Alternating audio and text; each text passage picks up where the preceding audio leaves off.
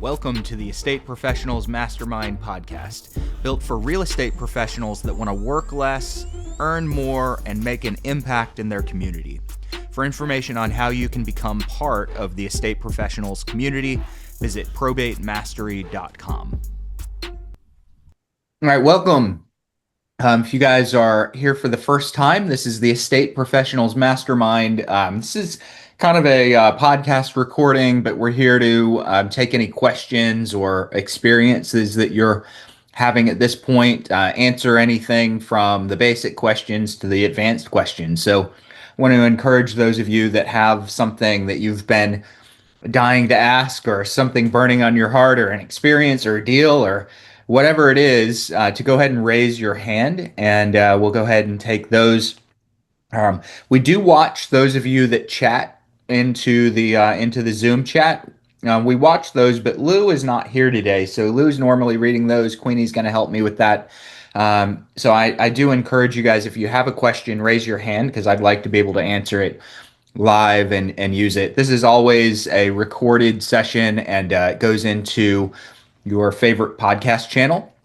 Wherever you listen to your podcast, we are there as the Estate Professionals Mastermind podcast. So Estate Professionals Mastermind podcast. It also goes on to our Probate Mastery YouTube channel under the weekly coaching calls section. So if you guys want to go back and watch anything, any past sessions, please go there.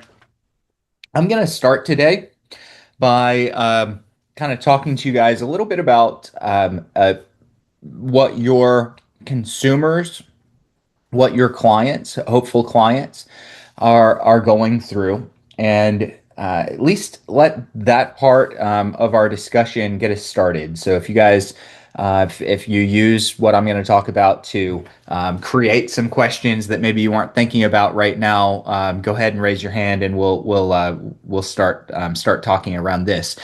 So let's pretend that you're in the position of a client of yours, and you open probate, or you've lost a loved one. Now, actually, true story. So I'm actually going to tell a true story to start this. A week ago, I lost a friend of mine, someone that I'd grown up with. He was my parents' age, but he had a really bad accident and passed away a little over a week ago. And he lived in one of my family's properties. So my dad had inherited a house, and this gentleman was living in the house that my dad had inherited. He was the tenant. And nobody knew where he was for like 24 hours. And someone put on Facebook, they put out on Facebook, hey, Scott is missing. Nobody knows where Scott is. He was supposed to pick his daughter up at the airport the other day. And we don't know where he is. And that was all. Like, literally nobody knew what was going on. He's a relatively healthy, slightly older gentleman, but not super old, and seemed pretty healthy. Within about 15 minutes, my parents got a phone call, and a piece of this is funny, a piece of this is tragic. Within about 15 minutes of the post going out saying Scott is missing, they got a phone call from someone saying, hey, I see Scott's missing. He might be dead. Do you want to sell the house? Okay. So I want you all to realize that the families that we serve, the families that we work with, are going through things, probably worse things than my family was going through, because this was a friend. It wasn't a family member. They're going through a difficult time, and the last thing that we want to do is look like we're just showing up to capitalize and make money through real estate on their loss, on their grief. That's the last thing that we want to do when we show up. You're not going to be received very well if that's your approach. So let's talk about what they are going to go through. What are they going to need? These folks, oftentimes, one of the first things they need is an attorney. They probably don't know an estate administration attorney. They probably don't know a probate attorney. One of the next things they're going to need is they're going to need to connect with different family members and different friends to go through a property and go through belongings to kind of figure out where personal property and assets start to go. One of the next things they're going to need to go through is they're going to need to find out and figure out how to go to the courthouse and how to apply for probate. Now, if they have a probate attorney, the attorney is going to help a good bit with that. Then they're going to need, if there's property involved, they're going to need to winterize that property. If you're in a cold weather climate, we're coming into fall here really soon. If you're in cold weather climates, they're going to need to winterize. If you're in a warm climate or it's summer or spring, you're going to have to start going and cutting the grass.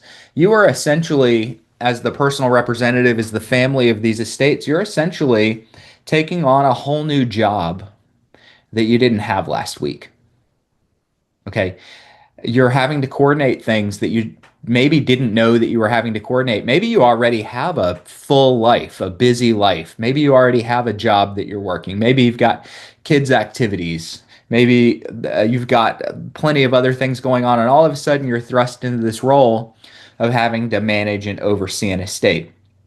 And during this time where there's grief and there's this new job and this new process that you aren't used to and you've never done before the last couple of days or the last week, during that time, you get a phone call from someone that says, "Hey, Joe Blow died. I don't know who that is, and I don't care who that is. I know they don't say that, but this is the way it sounds. I don't know who that is, and I don't care who that is, but do you want to sell the house? I want to buy the house." Just kind of put yourself in the shoes of the family that we want to serve. Put yourself in the shoes of the family that we want, let's get real, that we want to get a real estate deal from. Okay. We are in the real estate business and we want deals. If you're an investor, you want to be able to get a deal and make profit. If you're an agent, you want to be able to list a property that's been inherited. But I want you all to first, before just charging in, putting your head down and charging in, I want you to first recognize what the family is going through, what they're looking for. They don't have somebody pass away in the family or a friend. In our case, they don't have someone pass away and they don't immediately rush to the internet and say, "When am I allowed to sell the house?" That's probably not the first thing that they're rushing to. A lot of times they're rushing to figure out, how do I start the process? How much is this going to cost? Do I need an attorney? How long is probate? What do I need to do first? What mistakes am I going to make? Those are the things that they're looking for. And what we need to do is find a way to, with empathy, put ourselves in their shoes and in their situation and ask ourselves, can we provide solutions to what they need? And that is where your business is going to take off. That's where your business is going to take off. I learned years ago that I needed to change my approach a little bit if I wanted to have a well-established and predictable real estate business that was centered in the probate and the estate space. Okay, if I wanted 5 or 6 deals a year, of course, I can send a couple of mailers out. I can see a probate list.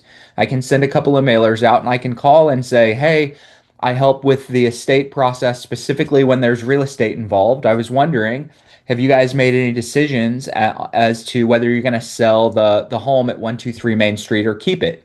That's what I used to do. And not a problem. Not a problem for my business, let me tell you that. Every month or two, I'd get a person that wanted to sell the property, and right out of the gate with just that conversation, they'd say, "Yeah, we're going to sell the house. We'll be there in a couple of weeks to make our decision." Phenomenal. That's an amazing type of conversation to have. But I don't build my real estate business on 5 or 6 deals a year. How many of you are looking to build a real estate business that gives you 5 or 6 deals a year total? Anybody? Okay, probably not. Maybe 5 or 6 deals a year sounds great to some folks. I build a real estate business that can help me retire, that can help me potentially sell my business later, that can make make money off of the marketing and off of a pipeline for years and years and years to come. All right. And if you want to do that, you're going to help with more than just let me sell or let me buy your inherited property. You're going to build your pipeline by offering guidance. So several years ago, I went through a fundamental transformation when I was approaching families like this. And I began to approach them as a concierge. That was the way that I presented myself in videos, in marketing, whether it's mail or blogs or website or phone prospecting or talking to attorneys.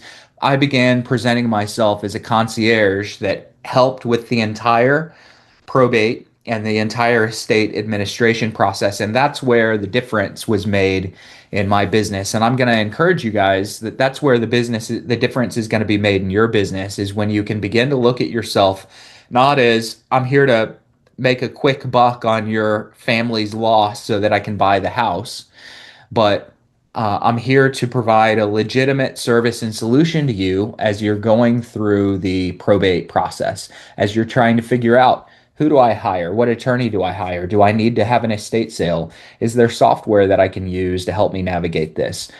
Should I cut the grass? Should I change the locks? Should I winterize the house?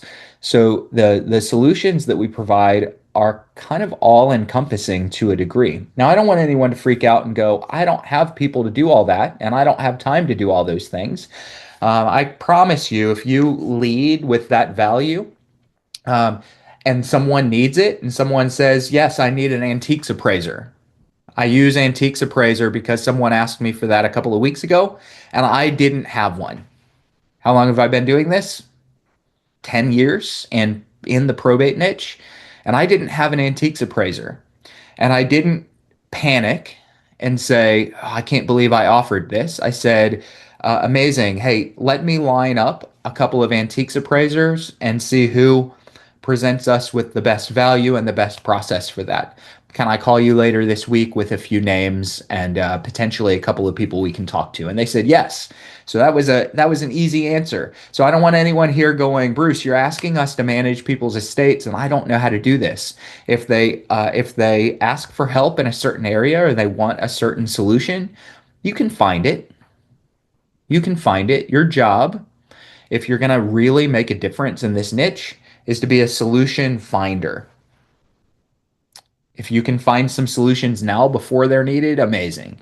If you get into the business and someone asks for something you don't have, you can go find it. It's not that difficult. So it took me all of 15 minutes to find a couple of antiques appraisers in the area and make a few calls. 15 minutes, and I've got a solution for a family that I didn't have a solution for 15 minutes prior to that.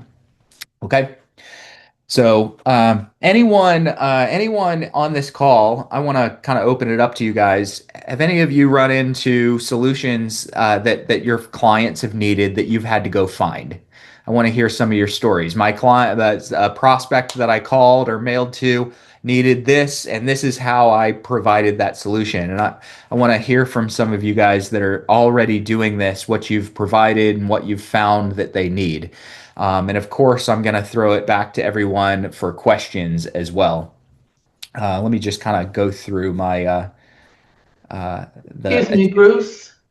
Can you hear me? Gloria. Yes, I have a unique situation, and I'd kind of like your opinion on this. I have a repeat client who I sold a property to for several years ago, and he was the POA for his mom. And then he came this year and he had two properties he needed to sell again for his mom. We got the first one sold and closed, but before the second one could close, his mom passed away. Okay. Now, I think in his mind, he made the comment one time that if it didn't sell, if one of them sold and the other one didn't before his mom died, he would be fine with it and want to keep it. But for some reason, his mom died in May, and he has yet to even open probate. And it's under contract. The house is under contract. So as the listing agent, I'm between a rock and a hard place. And he actually called me about a month or so ago and said, oh, I have a niece that's displaced. I'm going to let her live in the house until we do probate. And I said, well, I tried to talk him out of it. And I even went to the real estate commission and tried to ask advice. but I don't know whether anybody's in the house, but he has yet to open probate. And of Hmm. course, the buyer's agent is constantly calling me wanting to know the status, and I can't tell him anything. As a matter of Yeah. fact, I reached out to him on the 19th and say any update for the buyer's agent, and he did not even respond. Okay. Yep. I've dealt with this before. I've got maybe bad news for you. Uh-huh. So, first off, we need to figure out who the heirs are. Do you know if there was a will? Yeah, there's a will, and he's actually the executor, so he's really holding up. And there's other properties in other states. He mentioned that, Hmm. but this is the only one that's under contract. Okay. Who else is in the will? Are there any minors in the will? No minors. Just No a couple of minors. siblings, yes. Okay. So the contract is with the property. The contract, unfortunately for him, is not necessarily with him. Contracts survive death. Right. Now, I've had this happen where judges would not enforce the contract. Oh, Um, wow. Normally, when they won't enforce a contract, is usually because there's a someone that's elderly that is deemed by the court incapable of making decisions, or a minor involved in the probate process. Mhm. Okay. So, this property, unless it's deeded in a way that it automatically transfers to him, the property probate does need to be opened, and the property probably needs to go through the probate process. Now, it won't have to go through the probate process to close, but he's got to get the probate process started. So, technically, right now, technically, he's in breach of contract. So it can and probably should close. Whether the buyer's agents and the buyer agent and the buyer actually try to force it Mhm. is a different issue. Okay. Okay, Yeah. so Between a I rock think, and a hard place. yeah, I think you need to potentially get a little bit more aggressive. Uh-huh. And this is tricky because getting aggressive can sometimes really hurt the relationship. He's got other properties involved in the estate. Honestly, I could care less about his other properties, but I did get a little more aggressive.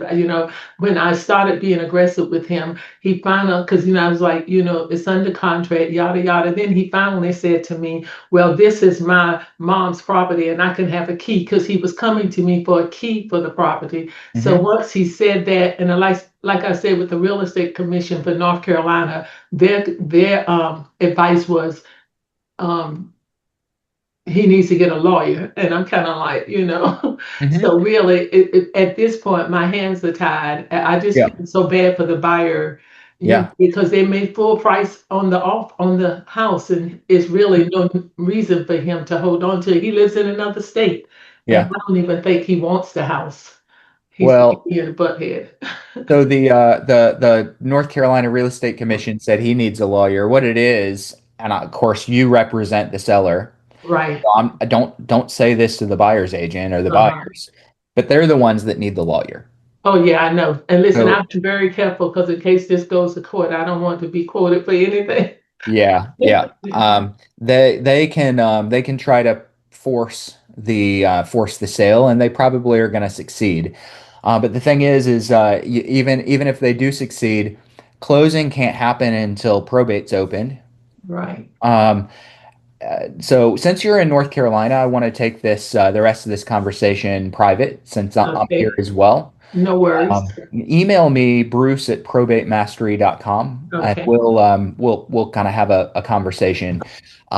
If the house needs to go in probate, he could drag his feet and probably delay it. If the house gets to pass through without going into probate, like a lot of houses in North Carolina, he's probably going to end up getting sued. So he Yeah. just needs to know, look, I'm on your side. This is the way I'd handle it. I'm on your side. Kind of understand that there's a lot on your plate, and that part of you'd like to keep the house. I also don't want you to get sued. So let's talk through your options and solutions. And that's where you and I, Gloria, will probably have a side conversation and Okay, no figure out worries. what Thank those you for what letting me options those share. are that you can give him. Okay, thanks for letting me share. Absolutely. Thanks for bringing that up.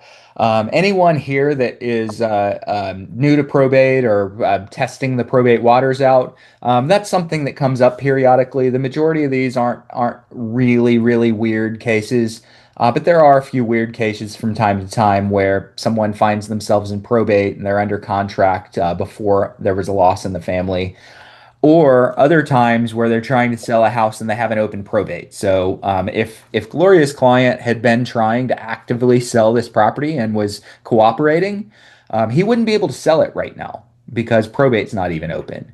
So if you're ever helping someone who's inherited the property, loved ones died, make sure probate is open and approved and that it's properly set up, because otherwise you're really not closing on a property that hasn't that's supposed to be in probate and that hasn't even been opened. Hey, Katie, how's it going? Good. How are you? Really good. Good. Well, I do have questions. I can save those for later, but weird, you were saying like services. Hmm. Um, I had, I'm not a gun owner. I don't have anything to do but with that, no issues. But I did have like someone say, I have 7 guns. And so Oh, then got I it. had to find a way, shape, or form that we would dispose of the guns. So, Uh, that that's really common. The estate that needs to be open, that the tenant of my family's house, uh-huh. he's a gun owner.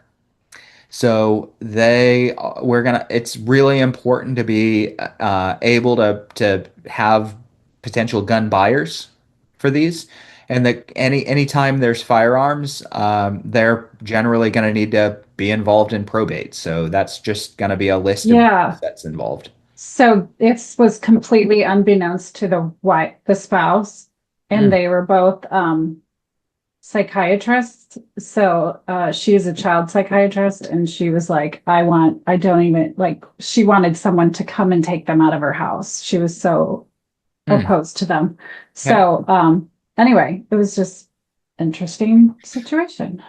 We'll come to your questions in a second. That leads me to another important point that I wanted to make around empathy. Um, a lot of times we feel like we're being empathetic toward a family or toward a surviving spouse or a personal representative, and we're trying to put ourselves in their shoes, into the shoes of them having a lot on their plate. Sometimes people pass away and they have secrets. And this isn't a crazy secret, but sometimes people pass away and they have secrets, and we need to offer a lot of grace to the people that are going through something, because there's times when they get into the life of their loved one and they find things that they probably preferred not to find. Okay, and this is a great example of a spouse who is kind of anti-gun, and they're finding something that they didn't know existed. So, in a case like this, I want you to just come take it away. Um, it's something that I would probably arrange to be taken away and stored until she has a moment to kind of let the visceral response die down, and then maybe make a legitimate decision. Am I gonna sell these for value, or do I want to just unload them? Because that may be end up being junk to her that she wants to just unload, but it might not be junk to her. Today it's junk, get it out of my house. It might not, that may not be the reaction in 3 or 4 months. So I would probably help with some storage for a short period of time. It's not going to take a lot of room, but help with some storage for a short period of time, and then say in a month or two, what are your thoughts around these? Do you want them just unloaded, cheap, no value, or do you want the actual value? In the meantime, find a collector or find Yeah. somebody that buys guns. There's tons of people. I bet you there's a bunch of people on this call that are looking to add to their gun collection. So I didn't think of the storage part, but I did arrange for them to be taken away. And then there was one piece that was in, he was in the army and he was a sharpshooter.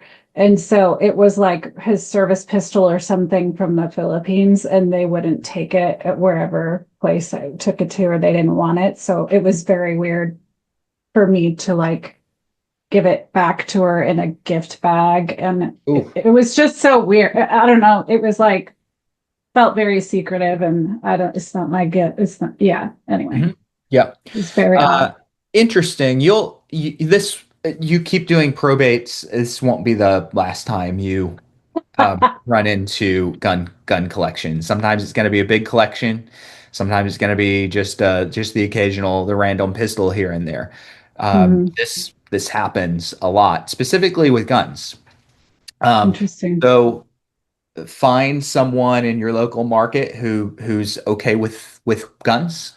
Okay. Who can help dispose of when they just want to be done. Jose just said, I just had a spouse that said, take these to the police department and donate. The police department absolutely will take, no? They wouldn't take them here. They wanted it to go to the gun shop. And so it was two different, I called and asked, and they were like, nope. Yeah. Now, another piece of the decision on this is the executor, in this case, wife, is she making the best legal decisions for the other heirs?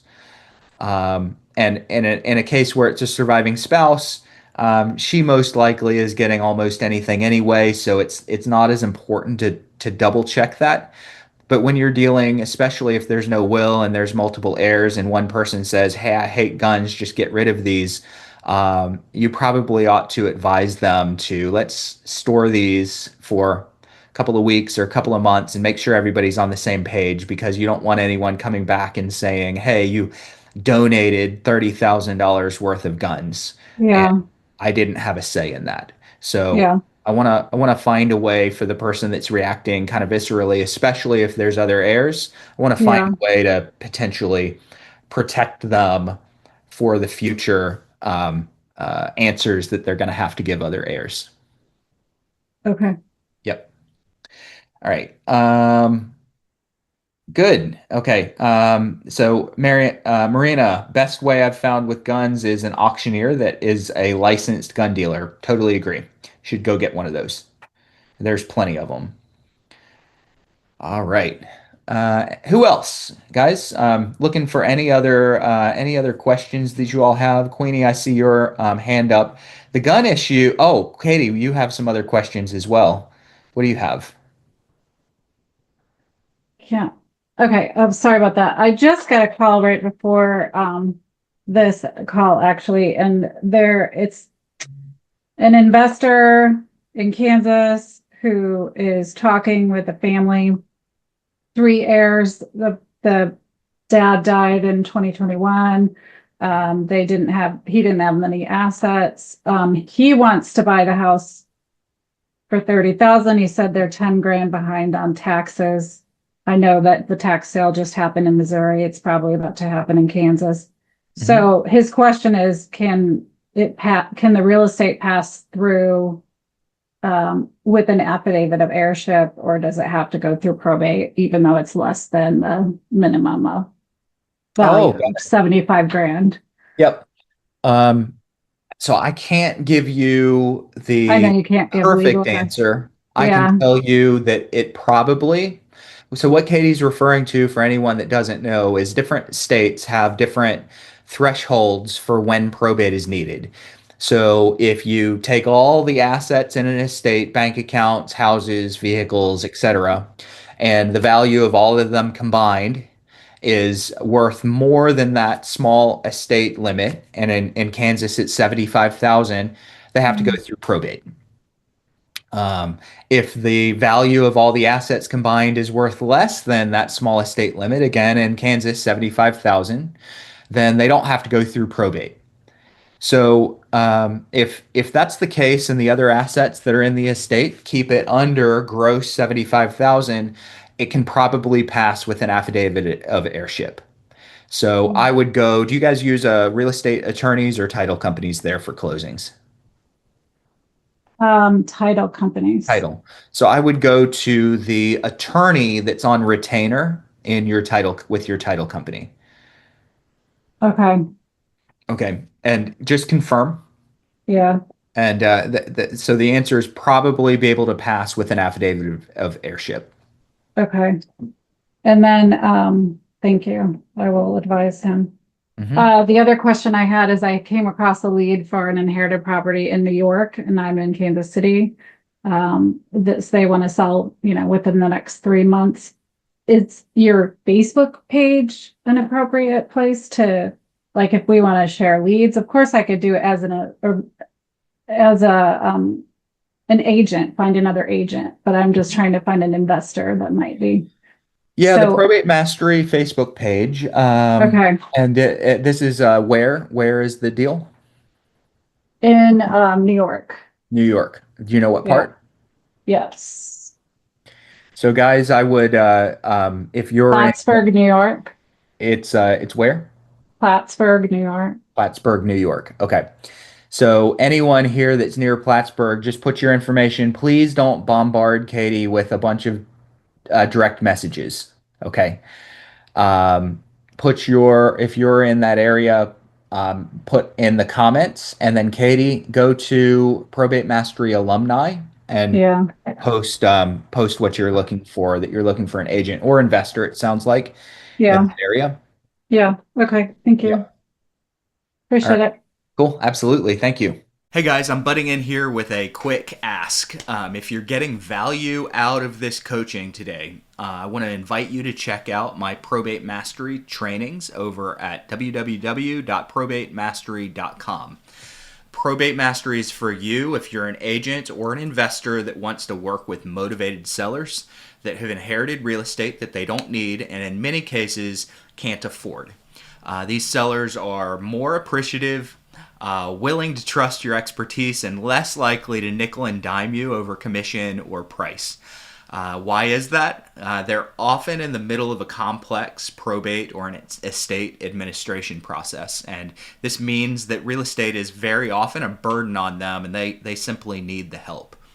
Inside of Probate Mastery, I teach you exactly where to source your leads, how to establish value, and offer your service in a way that quickly makes you, as the professional, your market's expert in the probate space.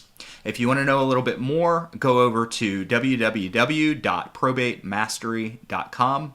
Hope to see you guys inside of the community. Thanks. Okay, James, what's up? Hey, Bruce. First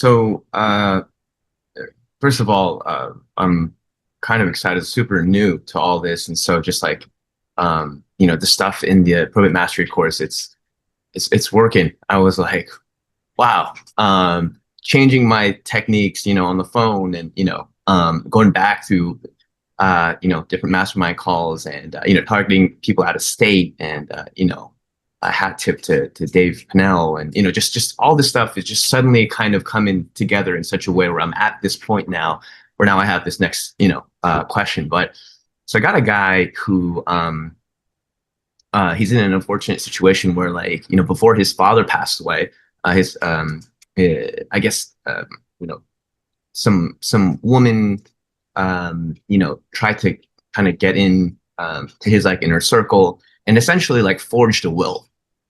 Mm-hmm.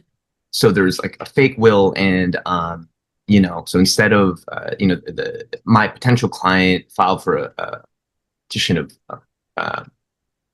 trust. So there's a trust involved in the property and all that. And so he's all the way in Kansas. I'm out here in LA. And, he has to go fly back and forth, so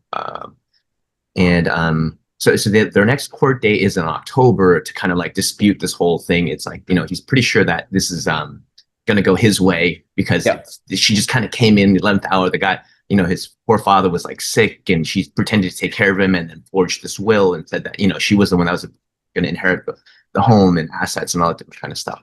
All that to say, he's not out here a lot. And through the marketing material and everything that, I've done, I was just so shocked because I picked up the phone to call him on a follow-up. And I said, like, oh, hey, this is James. I don't know if you've been getting my stuff. And he just said, I know who you are, James, and I'm really glad you called. And I was like, what? Yeah. Nice. And yeah, so I was just like, oh, this is amazing. So how do I offer myself as a service? Because obviously, through all the stuff that you've taught us, I've, positioned myself correctly. So how do I follow through on this? And I'm sorry, all that to say, like, I don't know if that the scam forged will lady either has some people in there, or you know what I mean. Like the only thing that he would like, because he's not around, is kind of some boots on the ground, like eyes on the property, that kind of thing. So I went around. I don't know how much like legal right I have. Like, can I walk in there and you know what I mean, like take video, or like, you know what I mean? Like that's really like I need to stay in front of him and keep providing value up and through October. Hopefully some, a good thing happens. I've already had a conversation with him about the property. He's like, man, my heart breaks about like, how shoddy the place has gotten, but I can't do anything with it. I just need to, I need to sell it as soon as like I have the legal right to. So I guess I hope you're Yeah. There's a lot. I just kind of rambled, but So- how would you recommend kind of consider, and he has a lawyer that's helping him with the get everything disputed, like deal with the dispute, or there's no lawyer involved. So there's he has a good trusted attorney who's helping him with like that will thing, that weird thing. But and this has happened. I don't know if this is just like a California thing or whatever, but like he has no idea about the probate process.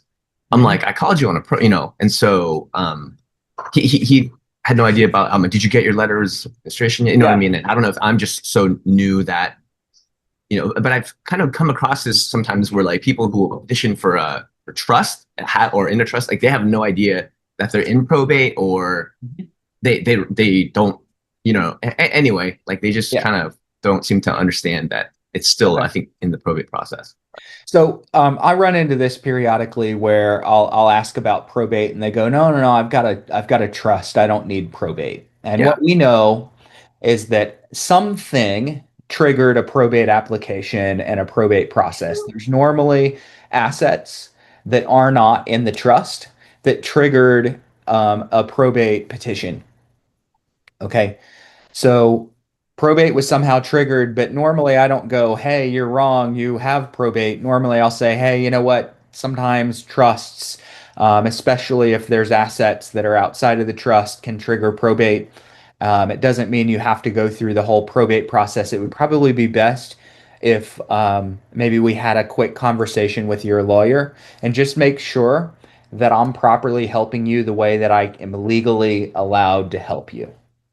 Say, normally in a case like this, I would go and I would kind of assist with taking care of, securing, and preserving the property.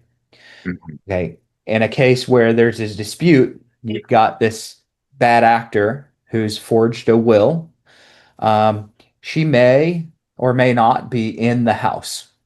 So first off, as I can drive by there, I can look and see what's going on with the property.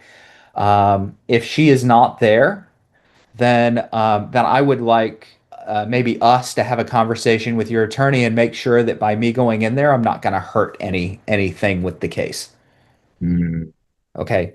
So I'd kind of want to hear that from the trust attorney, and I'm assuming the trust attorney is in California. Do you know?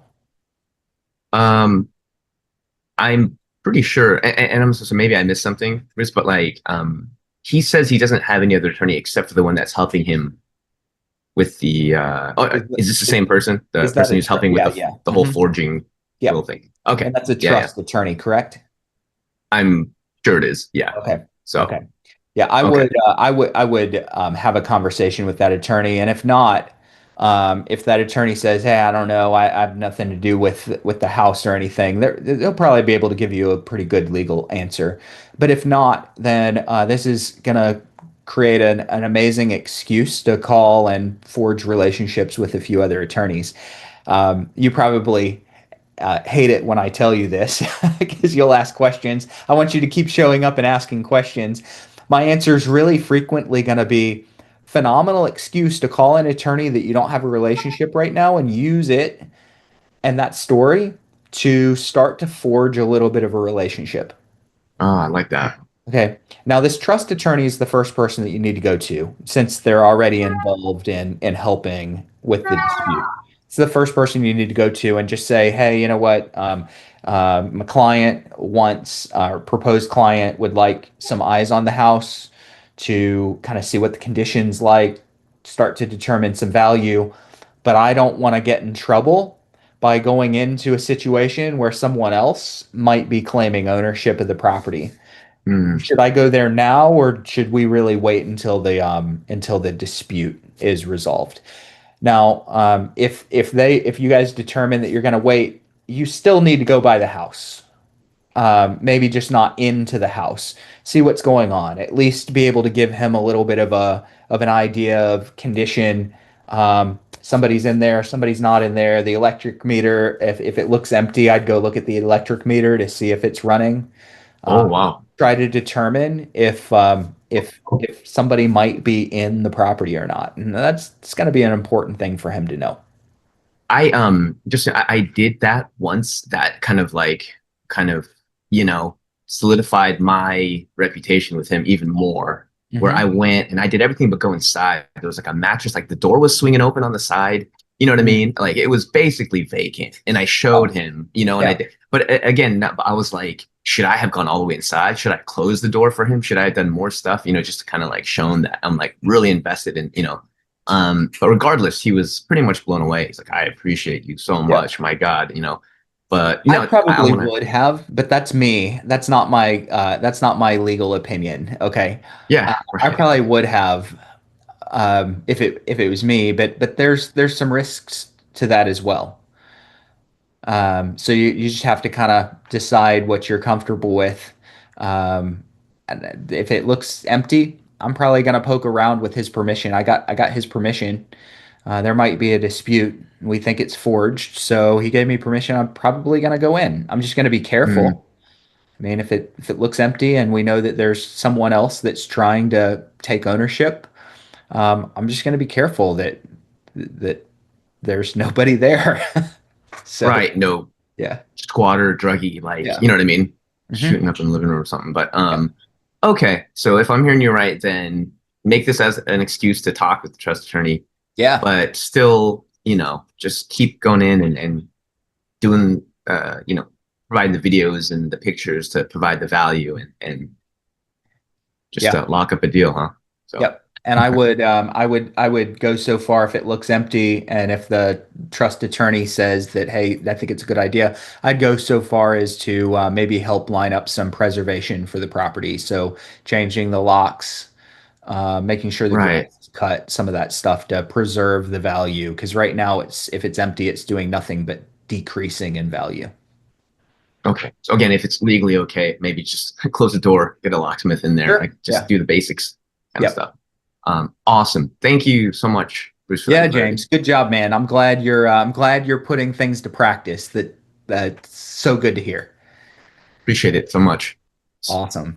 Hey, Randy, your hand was up, then down, then back up. What's going on? Going in and out of banks and stuff like that. So I didn't want to get called on when I was in a branch. Yeah. So, so I got two things. One, to dovetail on what he was just asking and talking about, is when I go out to see a house that I'm pretty sure is vacant, I always get the owner to text me permission to go in. Hi, this is so-and-so. I'm giving Randy Thomason permission to go in.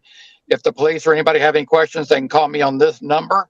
Because I've been stopped twice by the police and thrown up against the wall and frisked. And I had a gun on me once because I got a permit. And they were cool once I showed them my permit and that I had permission on my phone. But I learned that the hard way the first time because I didn't have something written. Yeah. And everything. So I would suggest getting that. That just kind of covers your butt. But then I have a question too. And I've been getting this a lot, like 60% of the probates I've been doing lately. I've had 4 in a row here this month that the heirs have lied to me. Even after, and I was going to see how you are handling this to see if it seemed better than I am.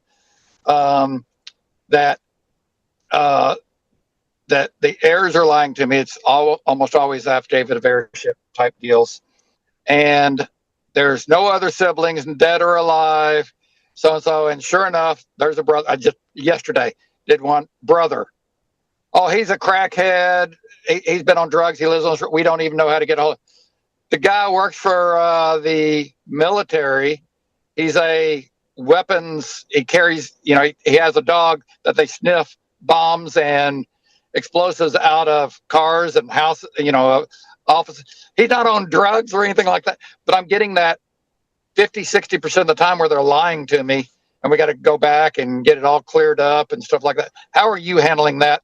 Even though I'm telling them up front, the title company will find this out. They look at the obituary. They've got that find a grave deal. They look at the headstone. They do the research. They find it 99% of the time, and they still lie to you. Yeah.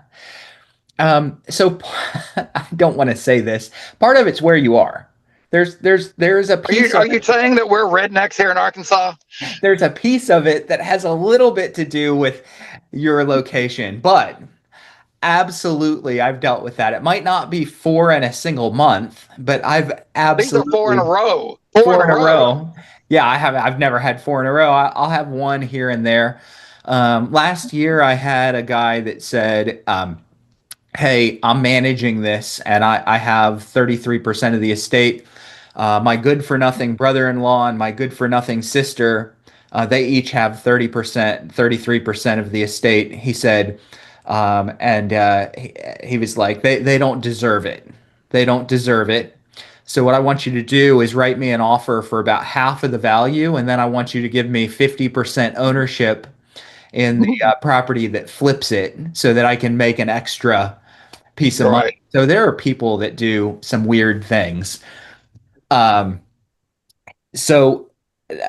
first thing I would do when I'm talking to them is go, "Hey, you know what? I've had a couple of situations where we got into a little bit of legal hot water as the deal went along. Nothing really bad, but where heirs popped up out of nowhere and started disputing, and we just need to make sure that we figure that out now. Do you have a copy of the will?" And they may not have a will. So if they don't have a will, then this is how we proceed, and unless somebody else pops up, so no long lost brothers or anything like that. No long lost brothers. Okay. If anyone pops in during your notice of probate period, then we might have to revise the way that we're approaching this. So I would just go ahead and list or write your contract, whatever you're doing, with a really clear expectation that if there's a will, you need to see it before you begin. If there's not a will, then you need to see their application, which you should be able to get access to quite easily through court records if they don't have a copy of it. And the application will tell you whether there's a will or not. So, and then that when they get into the notice of probate period, let them know that if there's anyone else that might think that they're entitled to a piece of this estate, they're probably going to pop up. Yeah. Well, I mean, I'm really upfront with them. I just say, listen, we've had this happen like 3 times in a row. Somebody says, well, a half brother's not really my brother, or somebody that's been kind of like exited out of the family because he's on drugs and we haven't had any contact with him. I said, still your brother. Doesn't matter. Or a half brother. We have to know everybody, because the title company will find it, and you're swearing under oath that you're the only heir. That could be fraud. You don't want to go to jail. So please tell us up front. Yeah, I'm going to probably say some of the same things that you're saying, but I'm going to most likely approach it more from the standpoint of, and instead of "don't lie to me, tell me now." Instead of that, I'm going to approach it. I'm just kind of like making it quick and easy here. Yeah, I would probably approach it from the angle of, you'd be surprised how many people try to get involved in an estate. No other family members that are going to try to nose into this, are they?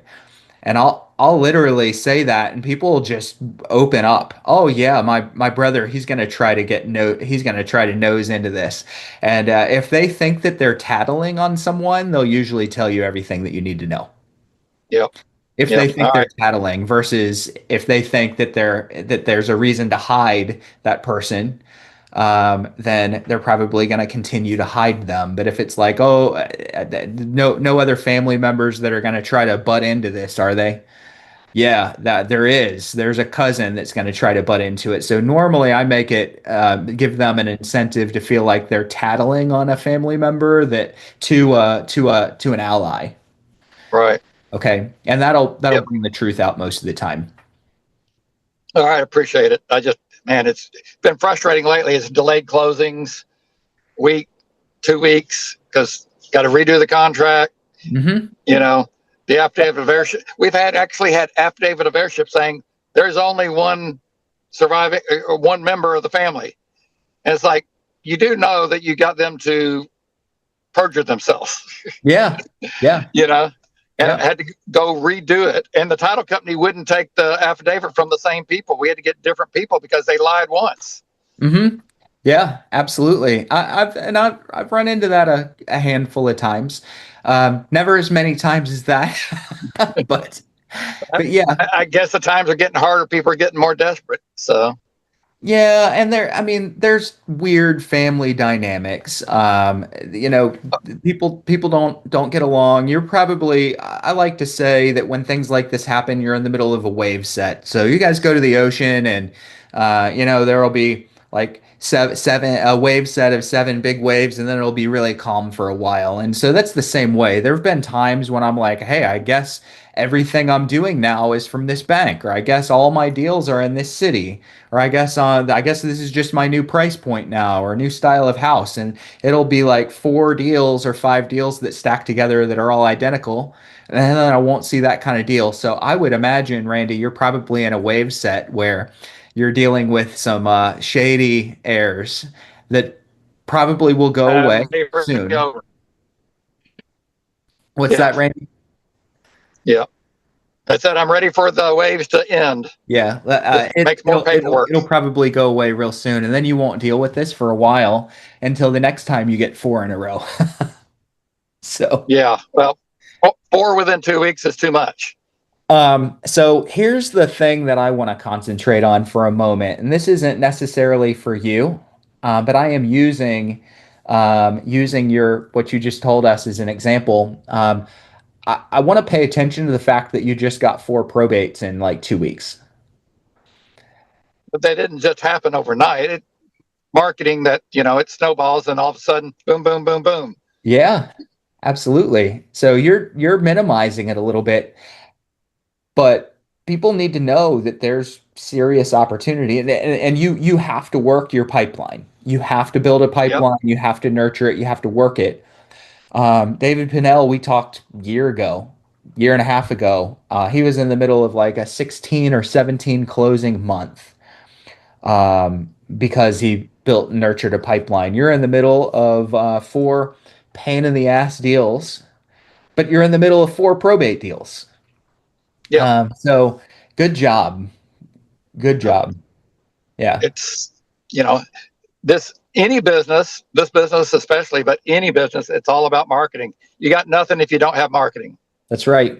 Yep. And you got to know who to market to. So you have to have a pipeline, and then you got to market to them. Yep. Yeah. So Awesome. Well, yep. good job. Good job. All right. Anybody else, guys? There have been a lot of chats that have come in. Queenie, are there any chats that I'm just completely missing? Oh yeah. Well, just saw here some folks sharing, their experiences with different kinds of collections. So I guess Mhm. it's just experiences. But I have noticed here a couple of questions floating around leads as well about where to find a good lead provider. And I think, yeah, someone answered it with all the leads, and I also added foreclosures daily and Mhm. probate leads. Yeah. Yep.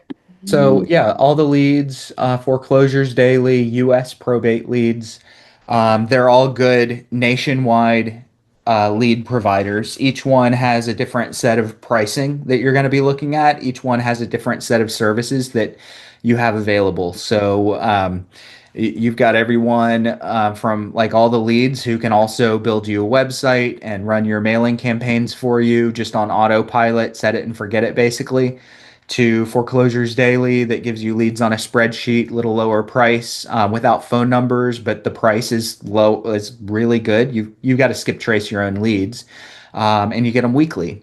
So there's several different places. I'm just going to encourage you guys to reach out to probably those three companies and get pricing. And then look at the services that you can get from each. If you're gonna run a mail campaign, don't base your price completely on or base your decision completely on price. Look at who can run the campaign for you. If you're not going to do a mail campaign, you just want a list that you can hammer the phones. Go for a lower price. So make your decisions. I would reach out to those three though. Mm. All right. Good. Anything else, Queenie? Otherwise, I'm going to go to James. Yeah, that's just it. Another one is, I think it's already answered by someone in the chat as well. It's just about where to find a good lead. Oh, no, no, no. If anyone in the group uses a standard purchase agreement addendum that protects the PR from any future issues.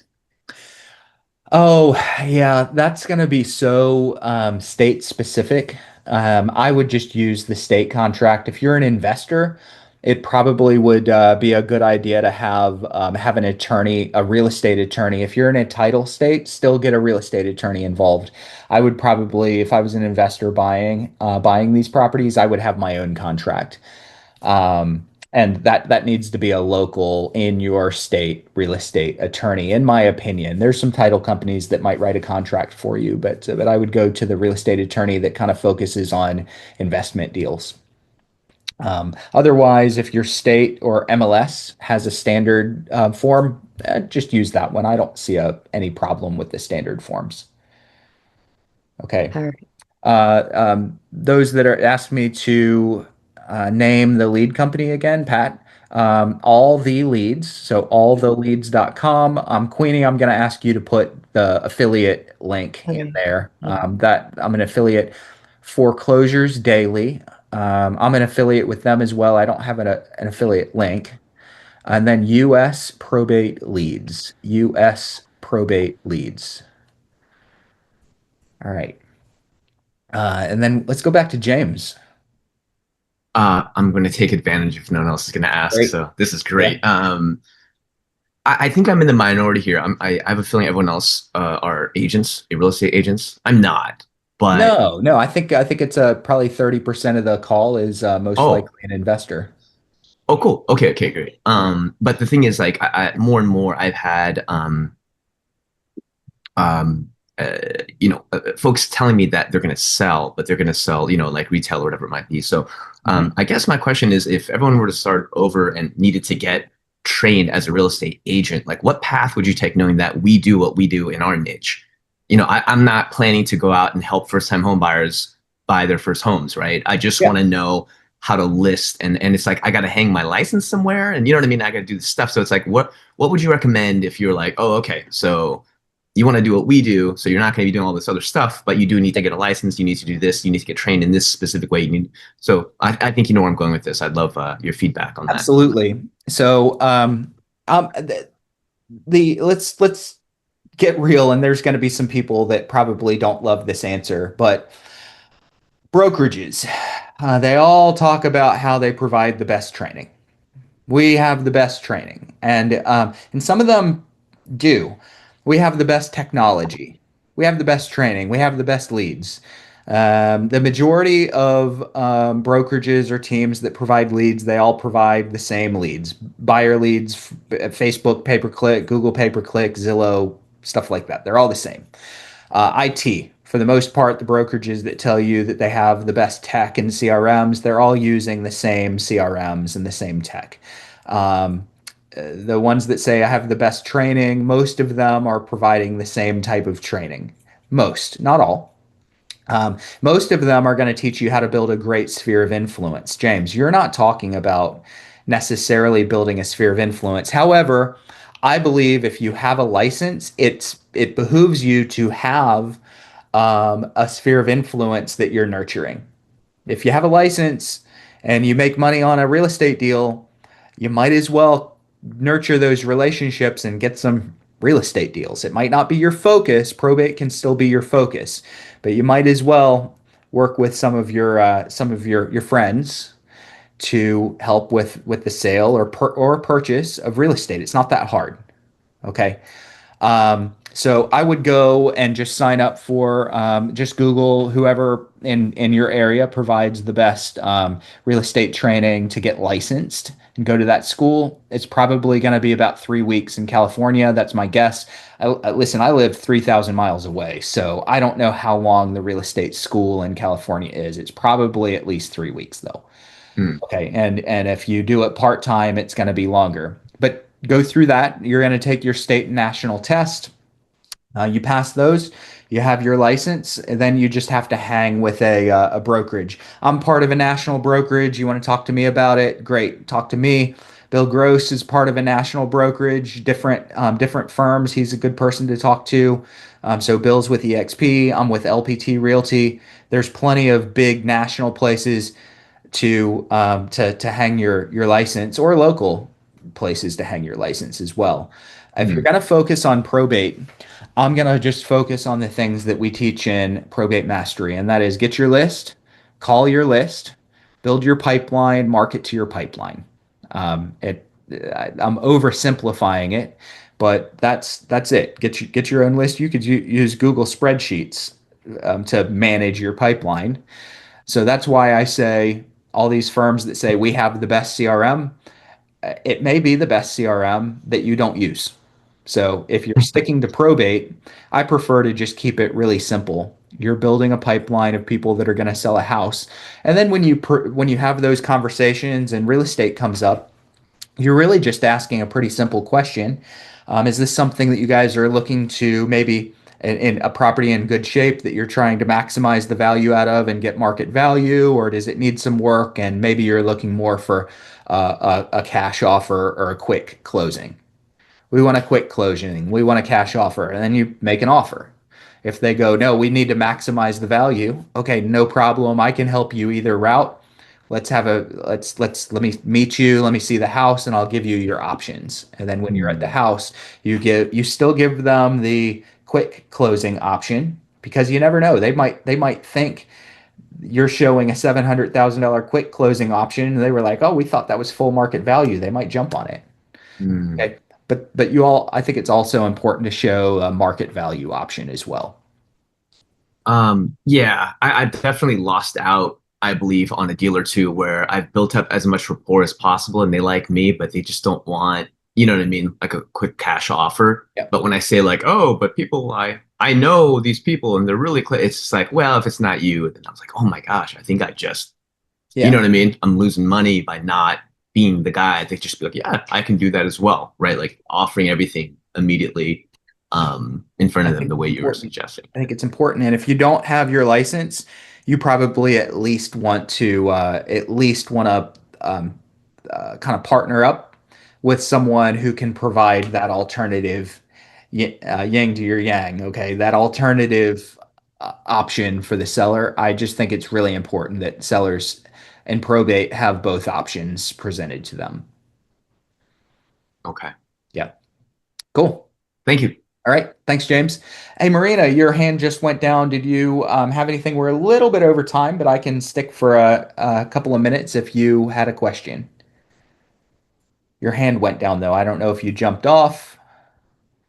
There you go. I can see you. Okay. Nobody? Marina, you good?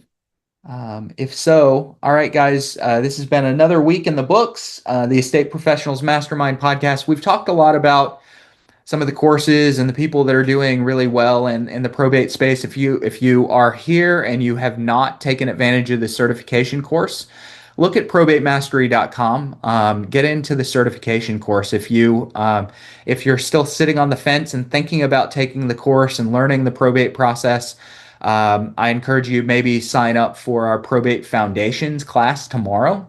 If you're looking for the Probate Foundations class, I would email support@probatemastery.com. Support@probatemastery.com. If you can't find the link, we do it live about every 3 or 4 weeks, and I'm doing one tomorrow. That's for those of you that are fence sitting. Inevitably, when I say I have Probate Foundations course, there's a whole bunch of people that already have mastery that come. You guys are absolutely welcome, but I do want everyone to know Foundations is kind of a 30,000-foot view of the probate process. So it's preliminary. It's not as advanced as you get in your Probate Mastery course if you guys already have that. So if anyone is considering kind of making this a big piece of their business or potentially all of their business, you've heard some stories today, some good, some complicated, but there's folks that are getting deals every single month in the probate space, and I know you can too. So really appreciate everybody being here. Thank you guys so much, and see you next week.